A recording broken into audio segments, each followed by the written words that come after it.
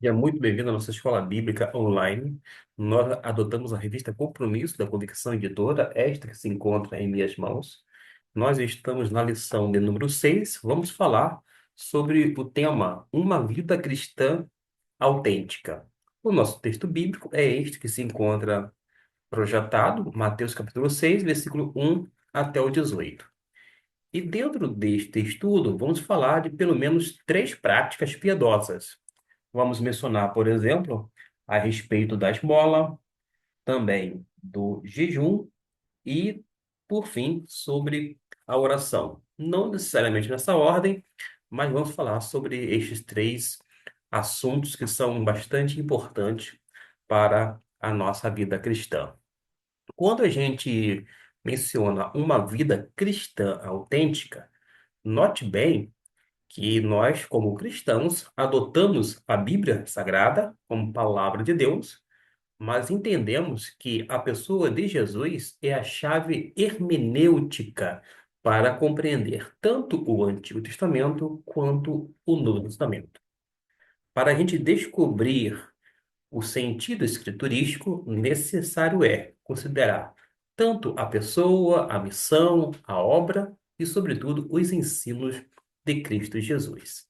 Dito isto, a gente pode começar a falar a respeito do versículo de número 4, apenas fazer a leitura, melhor dizendo, que nos diz assim, já que é o nosso texto ouro, ou texto de ouro, numa referência ao versículo de número 4, que fala: para que a tua esmola fique em secreto, e teu pai que vê em secreto te recompensará.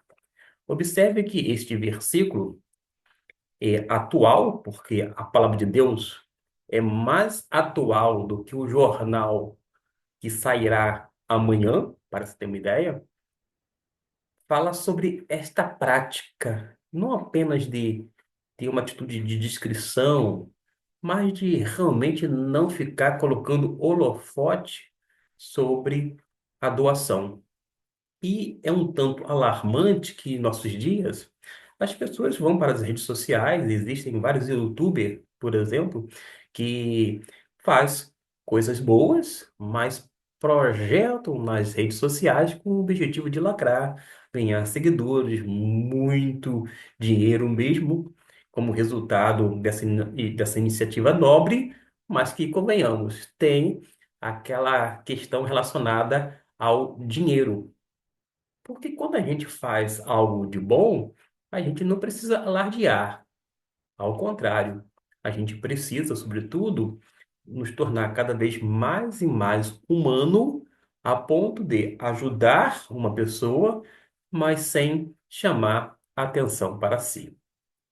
Vamos fazer a leitura da nossa introdução, que diz o seguinte, que ao lermos as passagens bíblicas que foram selecionadas, vai suscitar algumas questões sobre a atitude correta de um discípulo de Jesus. Aliás, é bom que se diga que Cristo Jesus era uma pessoa que tinha um estilo de vida simples. Ele não tinha um estilo, digamos, de ostentação. Pelo contrário, Jesus não estava focado na questão apoteótica. Pelo contrário, como eu disse, ele estava realmente vivendo uma vida conforme a vontade de Deus, de uma forma muito discreta, mas ao mesmo tempo simples. Da mesma forma que o Evangelho de Deus, através de Cristo Jesus, consegue ser ao mesmo tempo simples e profundo. E quando a gente observa esse relacionamento com Deus que tem que ser correto, a atitude, aquela motivação precisa também corresponder ou fazer jus ao querer de Deus, que sempre vai estar em desacordo com um coração inclinado para o pecado, mas alinhado com o coração inclinado para as coisas do Espírito. E de forma mais explícita e coerente com o texto, a pergunta é: qual é o lugar da recompensa como motivação na vida cristã? Eu disse agora há pouco que é moda hoje em dia a pessoa fazer uma atitude boa, gravar, ganhar seguidores, receber aplausos e, consequentemente, receber até mesmo dinheiro em decorrência daquela postagem de um vídeo. Agora, e o cristão? O que deve motivar? É tornar-se conhecido? Ser uma pessoa que venha lacrar ou ainda fazer com que um vídeo venha viralizar na internet?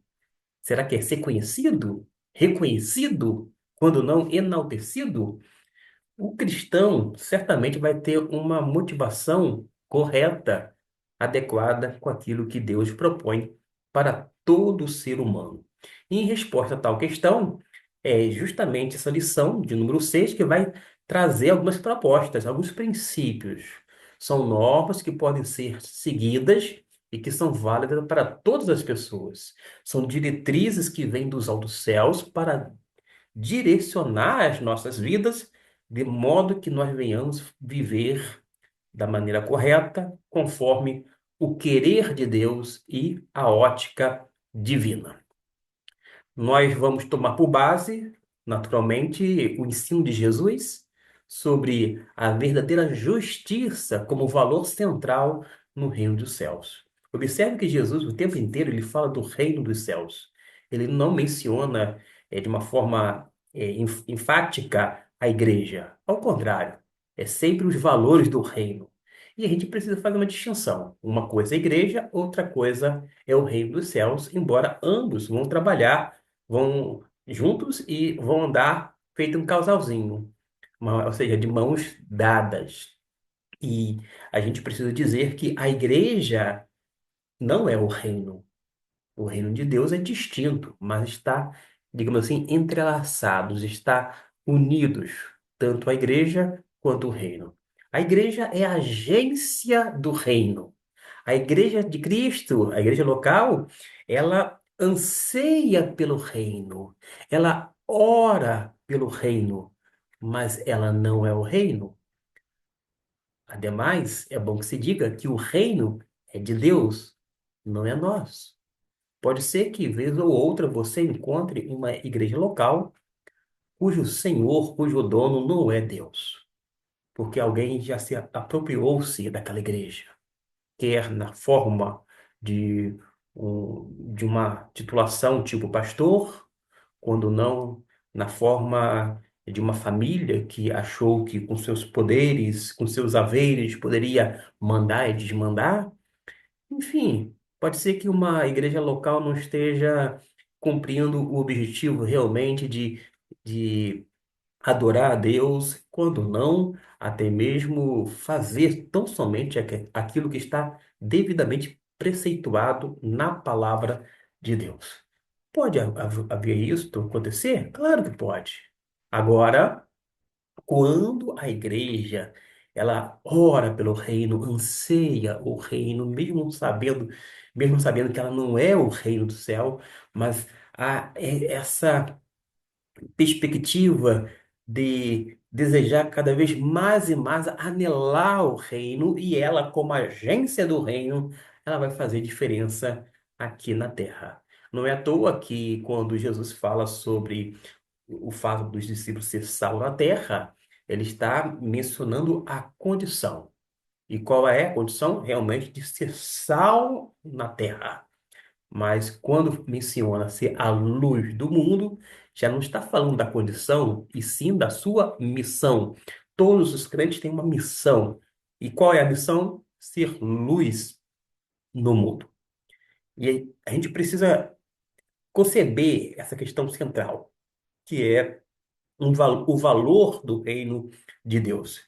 Vamos analisar duas situações, a caridade e a prática do jejum, nas quais Jesus expõe a tese de que o ideal de todos os atos religiosos de adoração é de honestidade, de verdade e de sinceridade.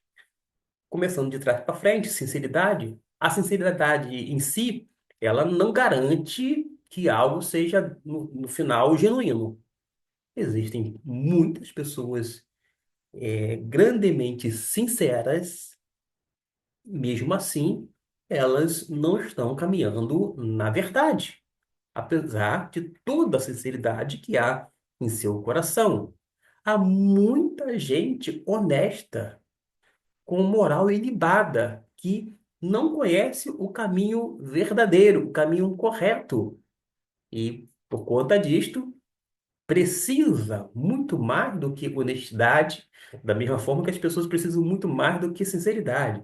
Precisam estar no caminho certo, ouvir a voz correta. E a voz que nós devemos escutar, sem dúvida alguma, é a voz de Deus através de Sua palavra. Todas as pessoas que buscam ouvir Deus falar fora das Escrituras Sagradas estão fadadas a ouvir outros tipos de vozes que vai distanciá-los da Bíblia Sagrada. E isto é por demais temerário. Agora, quando a gente pensa na verdade, o que que nós precisamos fazer? Primeiro, conceber. E o Espírito Santo é o Espírito da verdade. E ele vai nos guiar em toda a verdade, para a verdade, vai nos impulsionar cada vez mais e mais para a palavra de Deus. Mas o Espírito Santo não vai nos arrastar até a verdade, mas vai sim nos guiar, nos orientar, sinalizar, apontar. E a gente precisa conceber que a verdade é algo libertador. Conhecereis a verdade, e a verdade vos libertará. Quantas pessoas estão presas a conceitos, a ideias, a insights, ideias muito boas, maravilhosas de um guru religioso, mas que não tem nenhum tipo de afinidade com a palavra de Deus. E por isso a gente precisa evitar de correr esse risco de praticar ações que não sejam corretas, com motivações tão pouco corretas. E vamos então analisar sobre os procedimentos, como que deve ser o nosso comportamento como cristãos verdadeiros, pessoas que venham a fazer jus ao nome de cristão. Pois bem, o primeiro tópico fala sobre essa autenticidade, a questão da veracidade na prática da caridade. Tudo que a gente fazer precisa ser mergulhado em amor. Nós precisamos estar intoxicados, no bom sentido, do amor de Deus. Por quê? O amor de Deus foi derramado em nossos corações de forma que é transbordante. A gente precisa ter amor suficiente, não apenas para dar para si mesmo, primeiramente sim, mas também para os outros, e não apenas os nossos, no sentido dos nossos familiares, mas para as pessoas que estão ao nosso redor, a despeito delas fazerem parte da comunidade cristã ou não, porque nós temos que aprender a amar as pessoas. E a primeira referência à nossa vivência cristã verdadeira vai ser a respeito desse relacionamento fraterno, um relacionamento de amor. Amor com quem? Com o próximo. A declaração de Jesus é a seguinte: cuidado para não praticar de boas obras diante dos homens, no capítulo 6. Porque ele fala para ter cuidado no sentido de guardai-vos de exercer a vossa justiça diante dos homens, com o fim de quê? De serdes vistos por eles.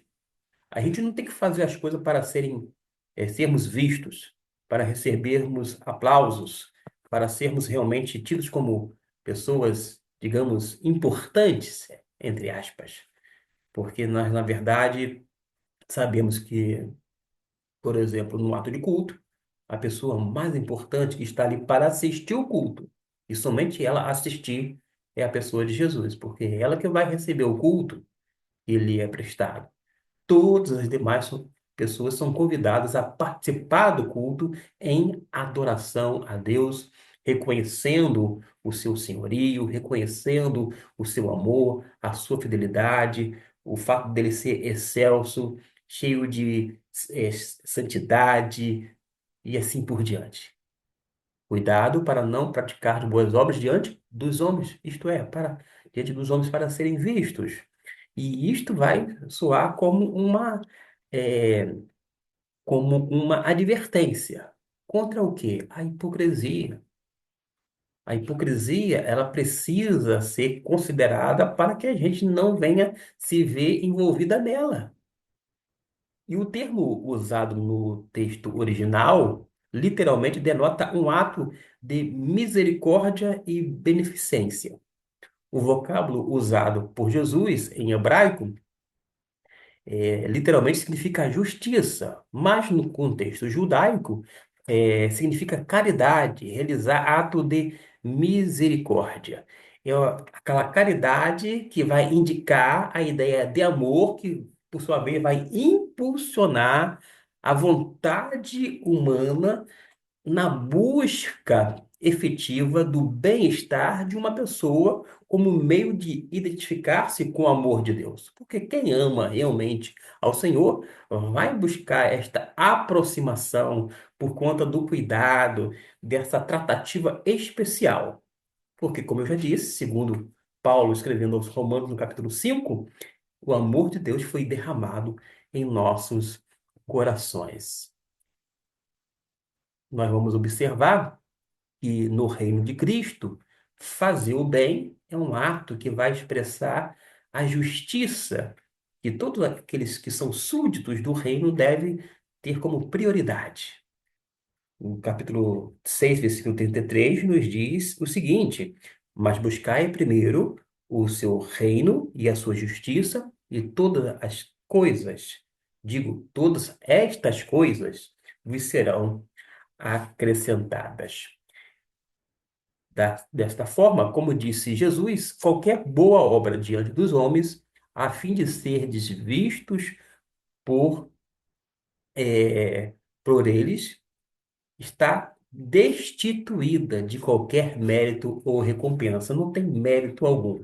A pessoa pode se gabar, ela pode se sentir o máximo com aquilo, mas é mera exposição, porque não vai haver uma recompensa genuína. Ao contrário, a gente precisa pensar seriamente nas palavras de Jesus, porque na sequência do versículo 1 diz assim: "De outra sorte, não tereis galardão junto de vosso Pai celeste." É uma coisa muito importante que a gente precisa atentar. Mas quando Jesus faz uso, e ele faz muita utilização da metáfora, é aquela figura de tocar trombeta, de chamar atenção. Da mesma maneira que é, as pessoas faziam com aquela tendência, né, aquela disposição de ser visto e aplaudido, soa aqui como uma advertência contra essa prática da caridade, da esmola, como uma espécie de teatro. A pessoa quer se apresentar, literalmente. Ela está interpretando algo que não corresponde com o seu interior. Ela faz algo para ser visto, mas não tem uma motivação correta.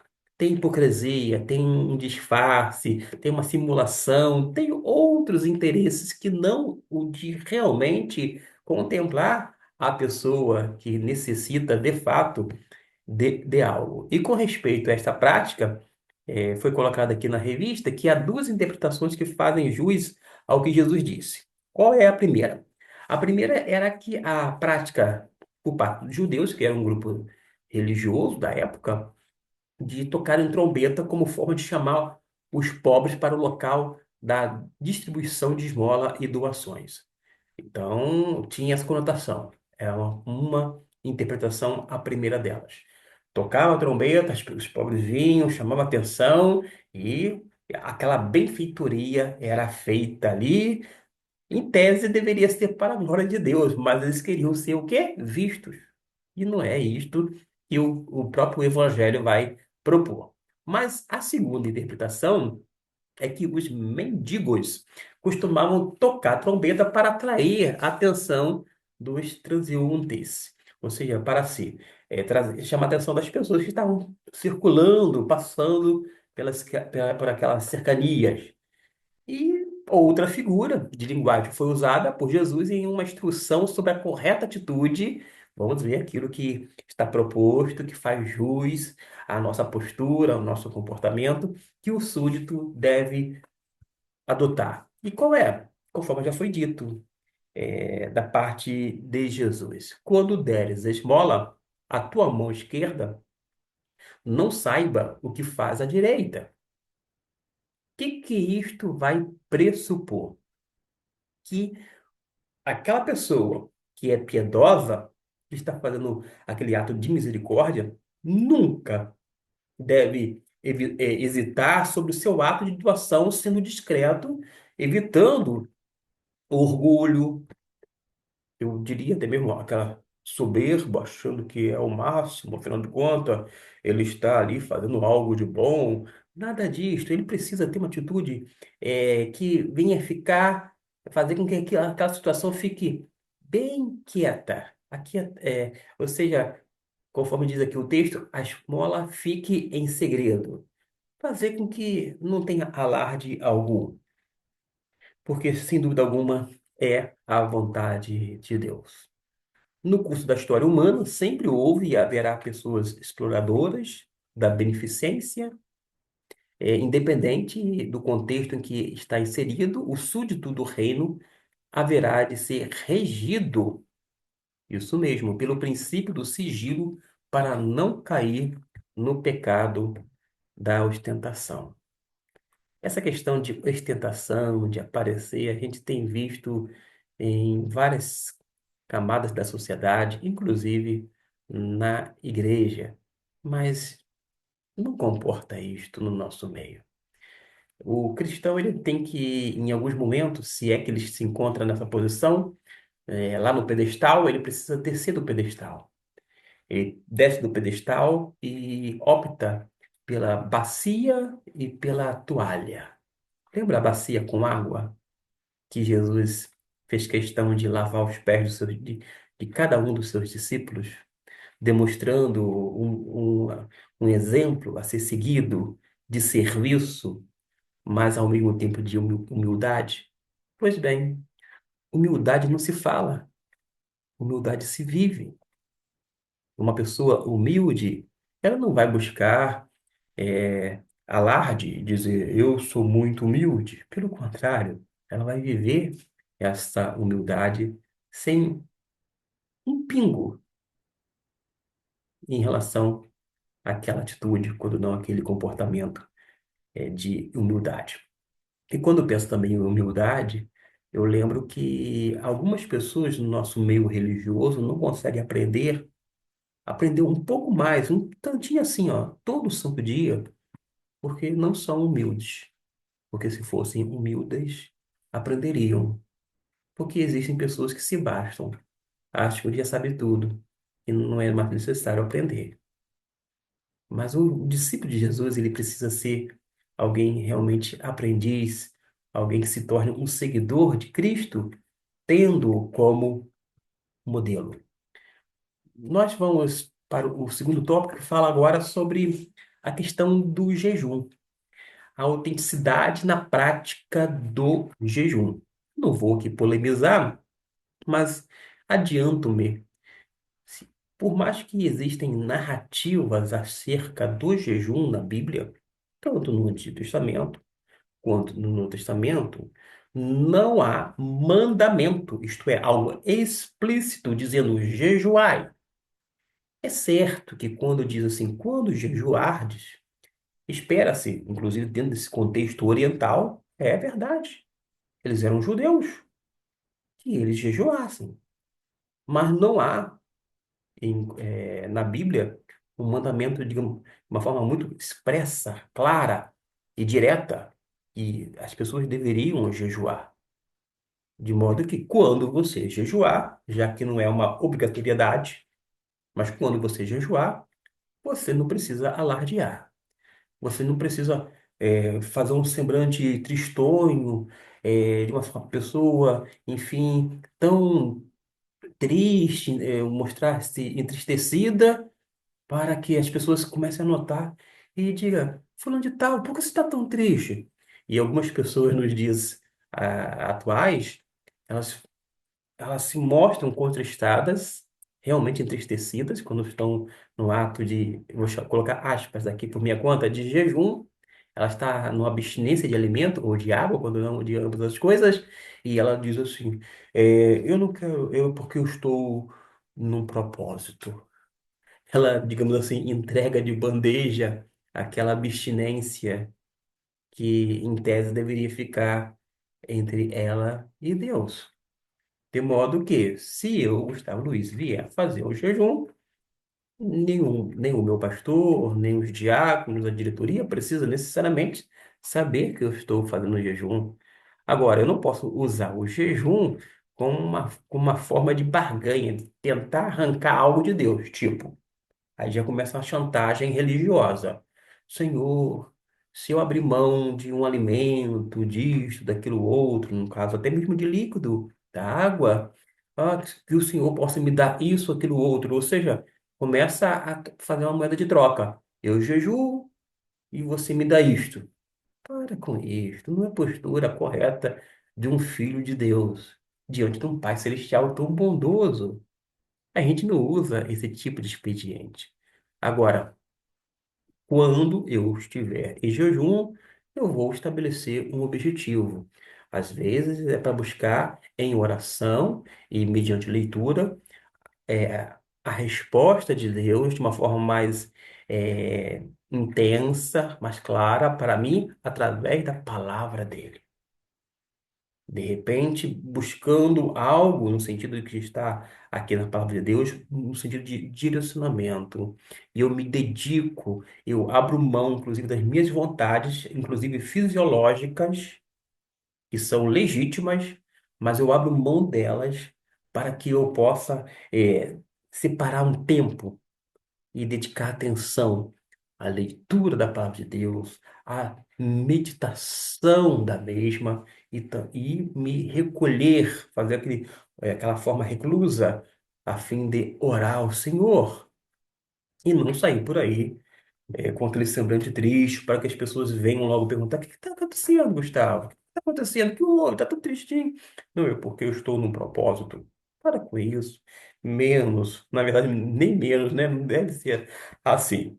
E o que o autor da revista falou? Que esta advertência, quando fala assim, quando jejuardes, não vos mostreis entristecido como os hipócritas, é uma advertência que faz uma censura à prática do jejum, não que não faça uma prática, uma censura à prática em si, tampouco num juízo de valor sobre sua validade ou importância, aqui não está tratando disto, mas Jesus está denunciando o caráter ímpio daqueles que mudavam intencionalmente a aparência do rosto. Ah, coitadinho de mim, tenha pena de mim, olhe para mim. Ele quer ser visto, ele quer ser notado, fingindo estar de repente quebrantado. Mas não está quebrantado diante de Deus. É um falso quebrantamento diante dos homens. E isto precisa é, ser levado em consideração no tocante àquilo que Deus fala por sua palavra. Porque algumas pessoas, como diz o autor da lição, camuflavam a impiedade em que viviam, na dureza de seu coração. Agora, como que era esse contexto religioso? O jejum, nós sabemos, era praticado como uma tradição religiosa prescrita por Moisés. Tudo o que sabemos é que esta era uma prática estabelecida como um ritual cerimonial. Tinha lá o dia da expiação. Era uma celebração realizada anualmente, uma vez por ano, portanto. Mas os fariseus faziam mais de uma vez semanalmente. Eles queriam exceder a lei, mas na verdade a motivação era outra. Mas o jejum aqui tinha como função principal expressar, por meio da oração, uma contrição profunda, um senso de arrependimento, em estado de prostração perante Deus. O comentário bíblico que é utilizado, Moody, cita que o farisaísmo acrescentou dois jejuns semanais, às segundas e quintas-feiras, e os usava como ocasiões para exibição pública de piedade. Piedade aqui entre aspas. Era só teatro, era só fachada. Por causa de quê? O verdadeiro jejum procede da onde? Do coração. Não se restringe ao corpo. E vale a pena a gente se ater à seriedade da palavra de Deus, que vem da parte de Isaías. Porque no versículo 5 do capítulo 58 diz assim: Seria este o jejum que eu escolhi, que o homem um dia aflija a sua alma, incline a sua cabeça como o junco e estenda debaixo de si pano de saco e cinza? Chamarias tu a isto jejum e dia aceitável ao Senhor? O que está aqui em questão? Um serviço, digamos, religioso que não estava alinhado com a vontade de Deus. Agora, se você quer saber qual é aquele jejum que vem do coração, o verso 6 responde: Porventura não é este o jejum, diz o Senhor, que escolhi, que soltes as ligaduras da impiedade, que desfaças as ataduras da servidão, que deixes livres os oprimidos e despedaces todo o jugo. Porventura não é este também que repartas o teu pão com o faminto e recolhas em casa os pobres, desabrigados, e se vires o nu, o cubras e não te esconda do teu semelhante? Então romperá a tua luz como a alva. Diz a palavra de Deus: a tua cura brotará sem detença, a tua justiça irá diante de ti, e a glória do Senhor será a tua retaguarda. Percebeu que o verdadeiro jejum procede do coração e não se restringe ao corpo físico? Tem outro texto que foi selecionado aqui, que é Joel, capítulo 2 versículo 13. Eu não farei leitura, mas você fará muito bem se assim o fizer. Segundo o comentarista que foi indicado aqui, o Hernandes Dias Lopes, Jesus não diz se jejuares, mas quando jejuares. Ou seja, porque pressupõe que a pessoa jejue, pressupõe que um cristão jejue. Agora, qual é o jejum, digamos assim, verdadeiro? Aquele que procede sem dúvida alguma do coração, aquele que pode refletir um jejum em relação ao corpo, regido no corpo, sim, mas contanto que tenha a motivação correta. Porque se você praticar, pegar o ato de jejuar para tentar arrancar algumas coisas de Deus em termos de bênçãos materiais, etc e tal, da parte de Deus, você está usando como uma moeda de troca. Você não está agindo de uma maneira correta. Se você faz com um jejum para suplantar a sua imagem diante das outras pessoas, achando que você é melhor do que os outros, tipo, eu sou mais espiritual do que aquele irmãozinho, e assim por diante, já é uma forma também errada.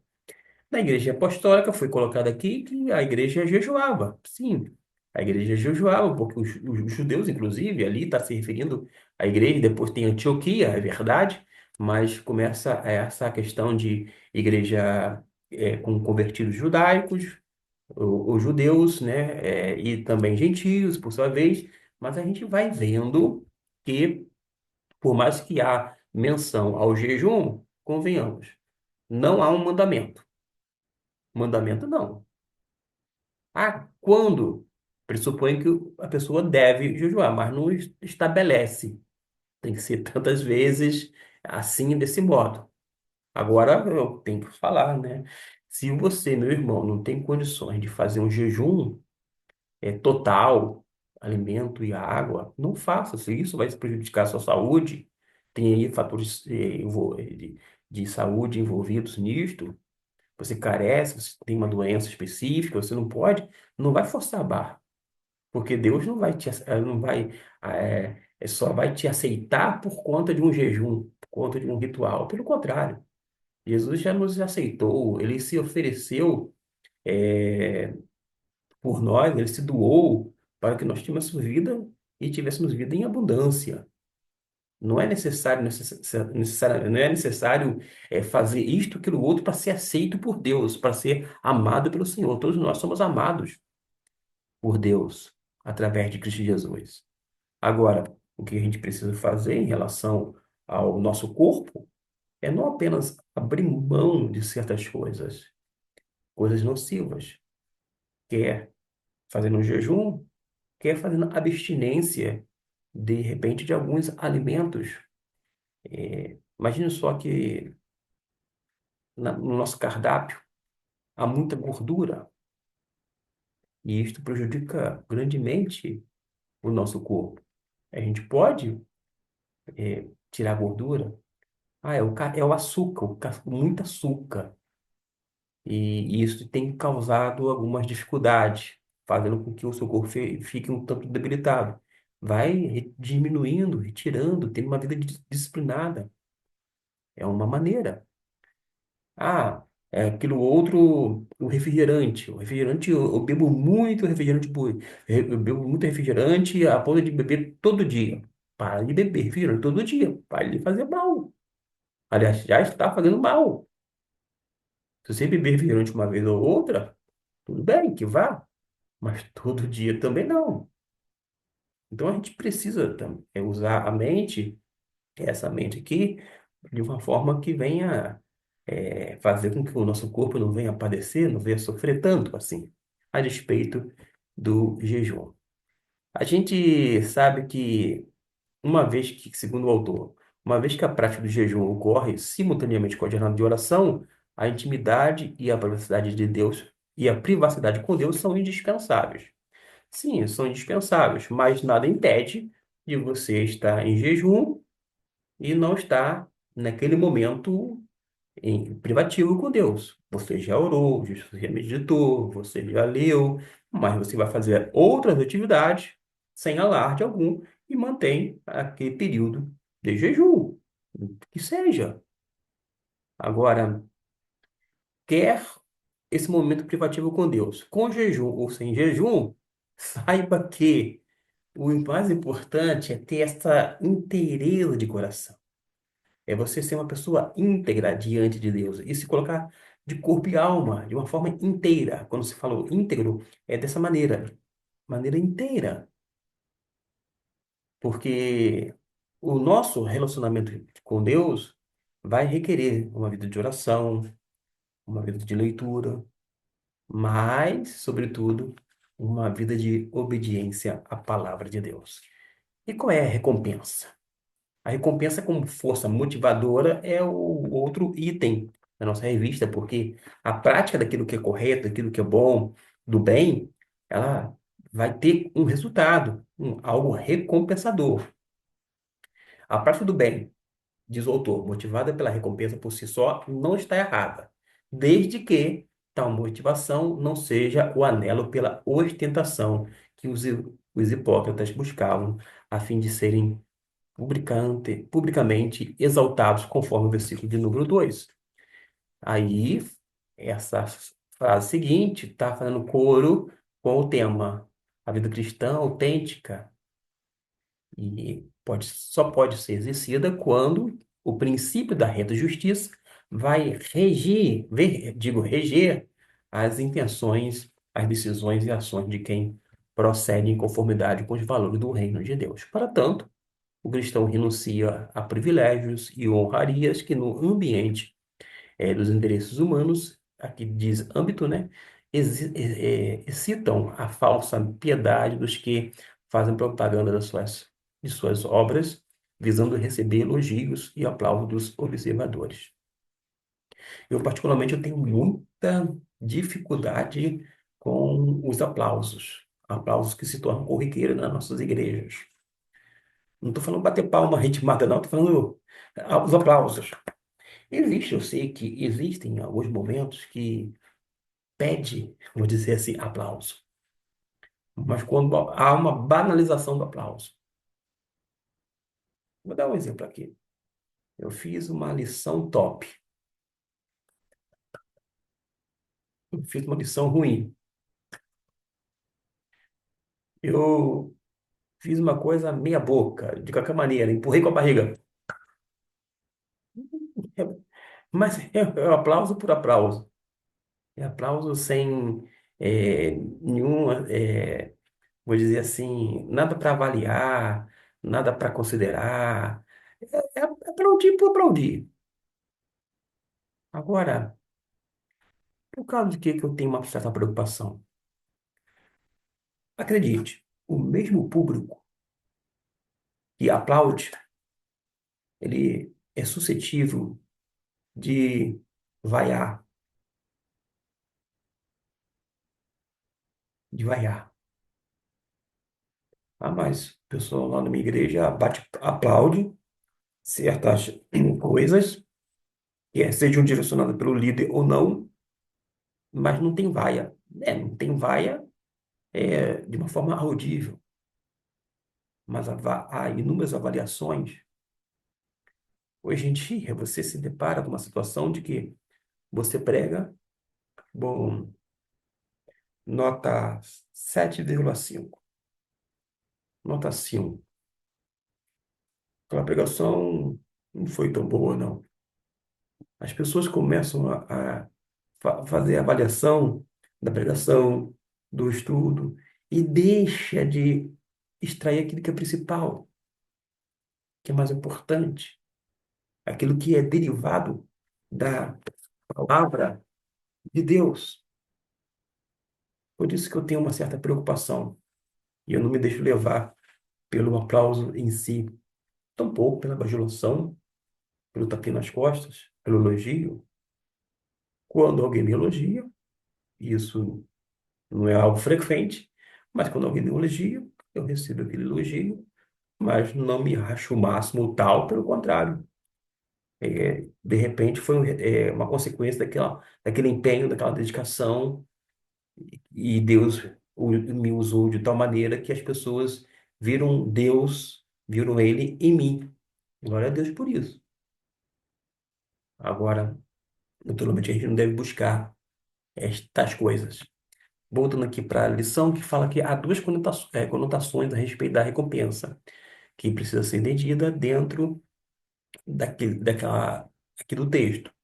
Jesus não está se referindo a um prêmio material, tampouco a recompensa em seu mais alto escalão, e que não é concedida a quem a procura. Digno da recompensa divina é aquele que, ao dar a esmola, age em segredo para que Deus, que vê o secreto, lhe conceda o galardão, conforme o capítulo 6 versículo 4 de Mateus. E Jesus admite que qualquer ato de caridade realizado em privacidade será assistido por Deus, que é o Pai, que por sua vez é movido por sua misericórdia, que há de retribuir com um galardão segundo a reta justiça divina.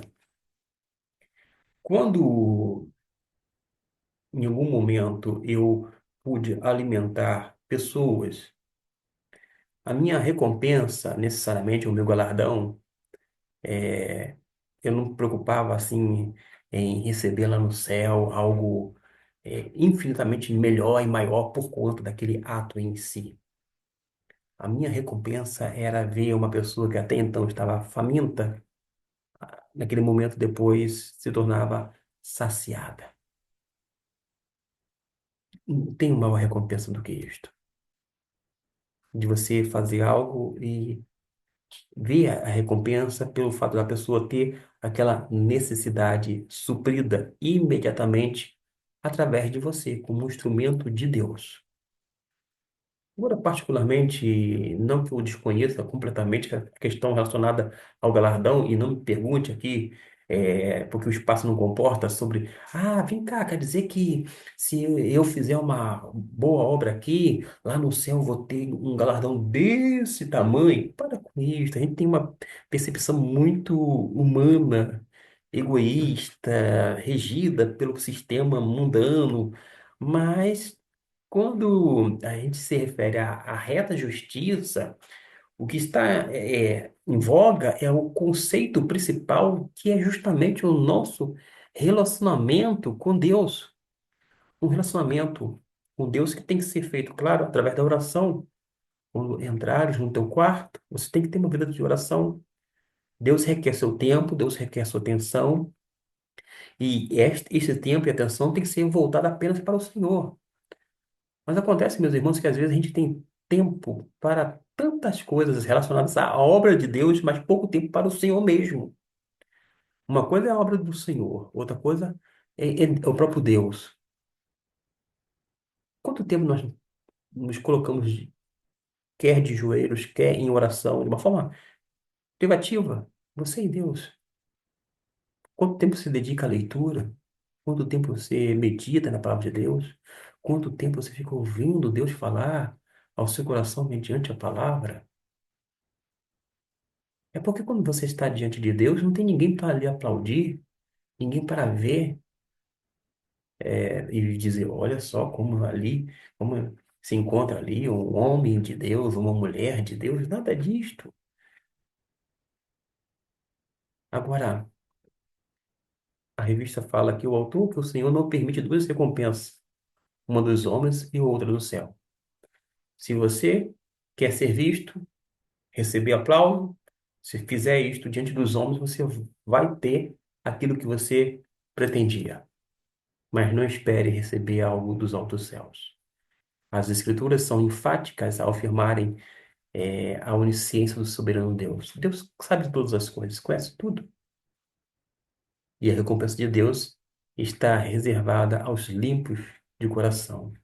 Pessoas que agem com sinceridade, mas, sobretudo, com discrição na prática do bem, por amor ao próximo e ao verdadeiro jejum, como expressão do sincero quebrantamento. Tem pessoas que querem algumas coisas tidas como novidades, alguns expedientes que, por mais espetaculares que pareçam para a nossa vida, não surte nenhum efeito. Agora, aquele quebrantamento produzido pelo Espírito Santo de Deus em nós há de produzir atitudes que são internas, por sua vez, comportamentos que são externos e que venham culminar para o bem dos outros, o bem comum, sobretudo, e para a glória de Deus. Estamos chegando na conclusão, porque no estudo fizemos algo falando sobre o jejum, é verdade, e a esmola. Mas falta mais coisa para tratar. Todavia, é assunto para a lição de número 7. Que Deus possa lhe abençoar rica e abundantemente a sua vida. Espero que Deus possa ter falado contigo através de sua palavra. Leia os textos bíblicos indicados, que está projetado do versículo 1 até o 18, do capítulo 6. E se possível for, você pode sempre fazer o estudo, acompanhando até mesmo este vídeo e assim como os demais, se possível, com a Bíblia aberta e comparando, vendo o texto. E quando você entender que tem que dar pausa nesse vídeo, pausa o vídeo, fale com Deus, pausa o vídeo, leia algum versículo que for mencionado aqui, dado como referência. O importante é você cada vez mais e mais estar cheio da palavra de Deus.